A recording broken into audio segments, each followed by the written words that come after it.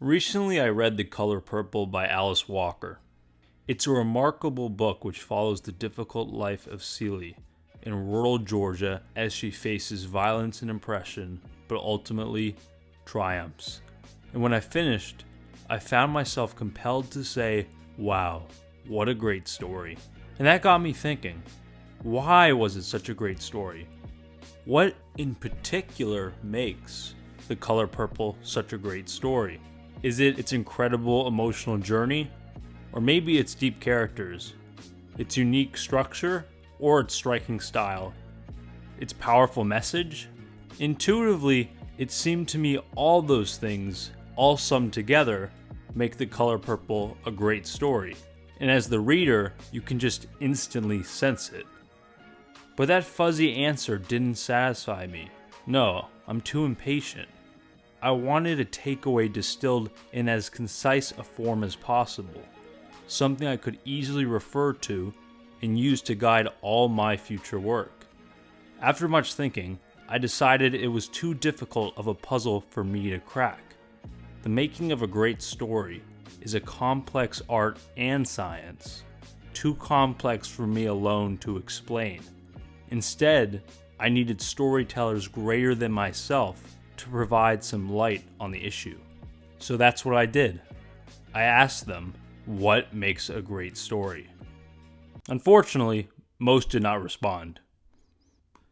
However, from those who did respond, I think we have a lot of things to learn. First up at bat, we have Janet Ivanovich. Miss Ivanovich, by any metric, is hugely successful.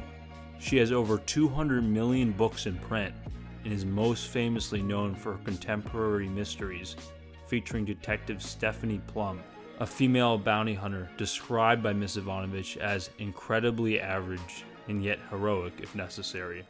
What did she say makes a great story? Great characters make a great story. Another author echoed the sentiment of characters driving a successful story. Ruta Sepetys. Ms. Sepetys is an best-selling author of historical fiction, and her most recently published novel, The Fountains of Silence, I devoured in a day.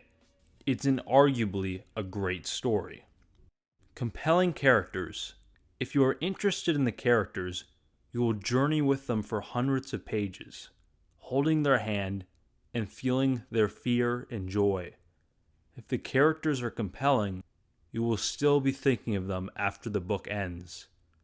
You will want more of their story.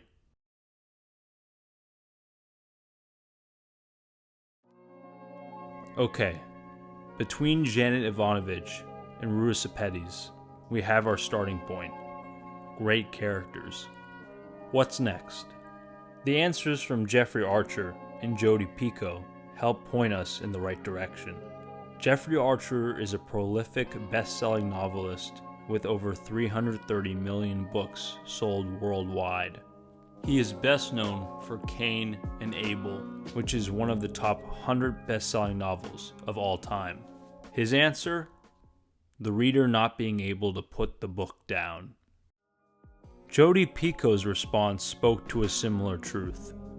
Jodi Picoult is a best-selling author who writes great stories such as Small Great Things and 19 Minutes, and is arguably best known for My Sister's Keeper. One that both whisks the reader away and manages to get them thinking about their own thoughts and opinions after the last page is turned. Both of these answers hint at a similar theme. Great stories capture their readers, compelling them to read and take them on a journey. By the end of it, the reader has been changed, perhaps forever. In other words, great stories carry massive impact. Furthermore, great stories prove they can be massively impactful in a variety of ways.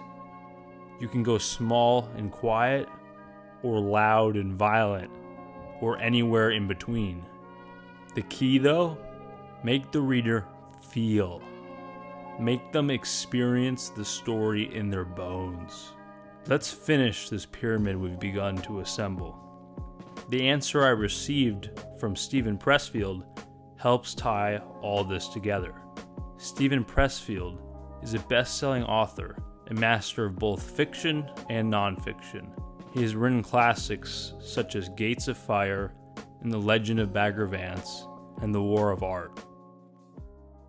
A great story needs a start that hooks you, a middle that keeps building, and an end that pays it off with a big bang. Oh, and one thing more. It has to be about something. P.S. And the characters have to kick ass.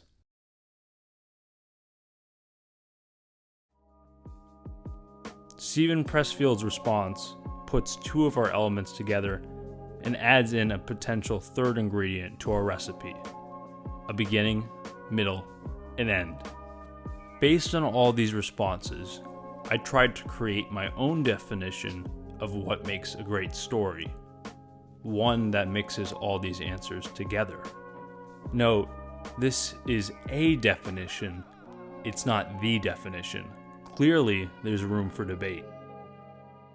A great story is structurally sound, has compelling characters, and hits the reader with massive impact. Let's dissect each of those. Step 1. Make a story that functions. Structurally sound. Structure is a complex, multifaceted topic that I will dive deeper into in future videos. However, I will say confidently, if a story has no design structure, it will likely not function. That doesn't mean every story needs or should be designed with a classic hero's journey, but writers need to know where they are going in terms of a beginning, middle, and end. A collection of unlinked actions and descriptions does not make a story. It makes a jumble of words. Step 2. Make a story that is decent to good. Compelling characters. It makes perfect sense. Even in fiction that's more plot-driven, we enjoy it because of the characters. We become invested in their stories.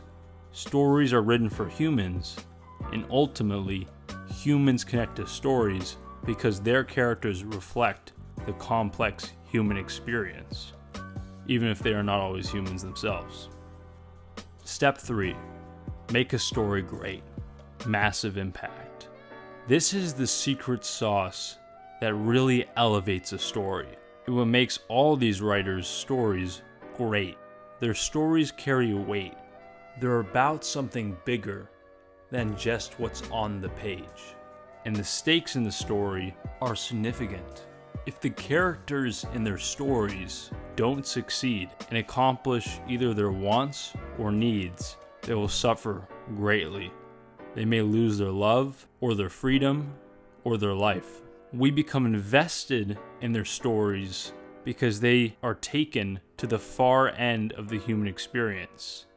If you want to create a story that's great, you must impact your reader. I think my definition helps describe what a great story features. Now, how to execute to that end is another puzzle in itself, one which requires years of practice and study. Clearly, it takes the cohesive weaving of different elements and many more writing skills to create something greater than the sum of its parts. For now, however, let's make things simple. The color purple has a sound structure with a designed beginning, middle, and end. It has compelling characters, and it hits with massive impact. And it does all of this seamlessly. It is a great story.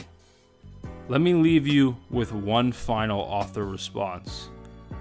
One which I think demonstrates the potential power of great stories. Anne Napolitano is the author of Dear Edward, one of my favorite novels of 2020, and simply a great story. A great story has an effect on my entire body. At some point while reading, I'll get goosebumps because the story is knitting together some truths inside me about myself or humanity or the joy that can be part of this life.